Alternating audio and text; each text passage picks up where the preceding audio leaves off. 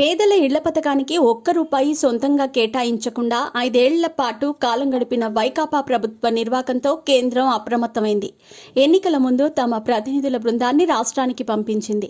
వైకాపా ప్రభుత్వం నిధులు కేటాయించకపోవడంతో ఇక్కడ ఇళ్ల నిర్మాణంలో జరిగిన జాప్యం, వాటిపై జగన్ బొమ్మలు వేయటంపై నివేదిక తెప్పించుకుంది.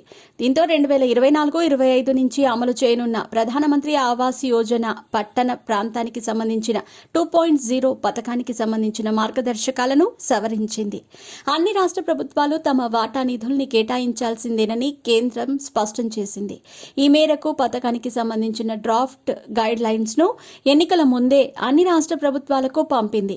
కేంద్రం నిర్దేశించిన మార్గదర్శకాల ప్రకారం చూస్తే ఈ పథకం కింద కొత్తగా ఎంపిక చేసే లబ్ధిదారులకు ఒక్కో ఇంటి నిర్మాణానికి 4 లక్షలు అందనుంది. ఇందులో కేంద్రం తన వాటాగా 2.5 లక్షలు అందించనుంది. రాష్ట్ర ప్రభుత్వం వాటాగా ఖచ్చితంగా మరో 1.5 లక్షలు ఇవ్వాలని స్పష్టం చేసింది. సాంకేతికతను వినియోగించి రాష్ట్ర ప్రభుత్వం చేపట్టే నిర్మాణాలకు కేంద్రం అదనంగా మరికొంత సహాయాన్ని అందించనుంది.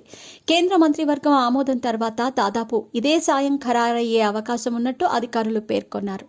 గృహ నిర్మాణంపై ముఖ్యమంత్రి చంద్రబాబు సోమవారం నిర్వహించనున్న సమీక్షలో అధికారులు ఇదే విషయాన్ని నివేదించనున్నారు. దేశవ్యాప్తంగా పట్టణ ప్రాంతాల్లో PMAY 2.0 పథకం కింద ప్రధాని మోదీ 3 కోట్ల ఇళ్ల నిర్మాణాలు చేపట్టనున్నట్లు ఇటీవల ప్రకటించారు. ఇందులో పట్టణ ప్రాంతాల్లోని పేదలకు 1 కోటి ఇళ్లు నిర్మిస్తారు. రాష్ట్రంలో పట్టణాభివృద్ధి సంస్థల్లోని పేదలకు ఈ పథకం వర్తించనుంది. ఆంధ్రప్రదేశ్లో 23 పట్టణాభివృద్ధి సంస్థలున్నాయి. ఇక్కడి పేదలకు ఒక్కో ఇంటి నిర్మాణానికి 4 లక్షలతో పాటు ఉపాధి హామీ పథకం కింద మరో 30,000 అందనుంది. అధికారంలో ఉండగా జగన్ 30 లక్షల మందికి ఇళ్ల పట్టాలు అందించినట్లు ప్రచారం చేసుకున్నారు. కానీ 20 లక్షల మందికే ఇచ్చారు. ఇందులో 18.64 లక్షల ఇళ్ల నిర్మాణాలను చేపట్టారు.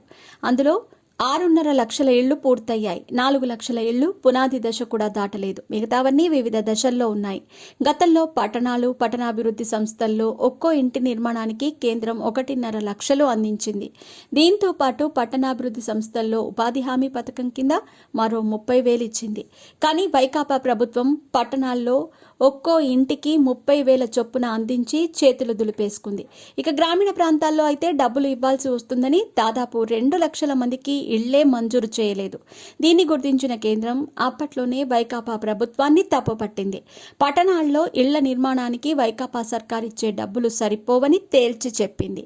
అయినా జగన్ లెక్క చేయలేదు. అంతేకాకుండా కేంద్రం గృహ నిర్మాణాల కోసం ఇచ్చిన 5,000 కోట్లను ఇతర వాటికి మళ్లించారు.